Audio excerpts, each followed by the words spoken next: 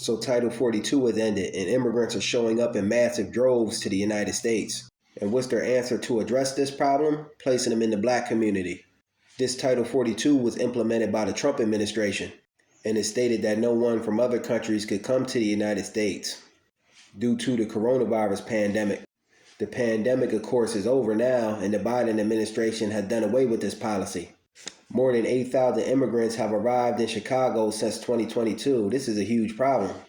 The immigrants are taking up root on Chicago's west side, which is a black community, and the city is trying to house these immigrants anywhere they can, from high schools to colleges.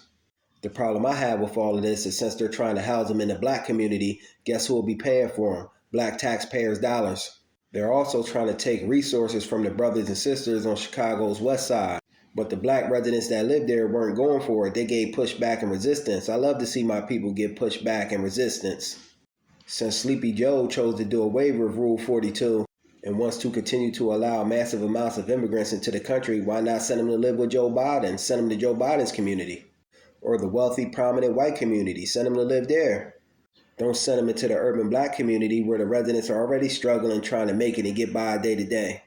This is why I say that some of our black people need to get off of the Democratic Party plantation. After all, it's black people's votes that put them in the office. Then they make a bunch of promises to black folks. Then it falls on deaf ears. And I'm for neither party, Democrat or Republican. I don't vote till the needs of black people are met. The Democratic Party thinks they got the black vote so much in the bag that Joe Biden had the nerve to say, you ain't black unless you vote for him. Crazy. Who is this devil to define who is black and who's not? But this is a huge problem for the brothers and sisters in Chicago, because you got homeless brothers and sisters in Chicago, Chicago natives, and furthermore, U.S. citizens homeless for that matter. Why not put this money to work for them instead of giving it to these immigrants? It's always good to help people whenever you can, but never at the expense of yourself. You always got to put you first. If you ain't good, no one else in your circle around you will be good. You got to be good to help others.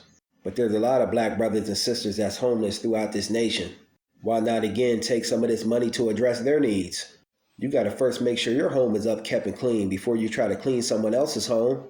But I do think this immigrant crisis is going to end up being a problem for the taxpayers. And I just thought it was interesting and wanted to share. But hopefully our brothers and sisters over there in Chicago make out all right. Peace.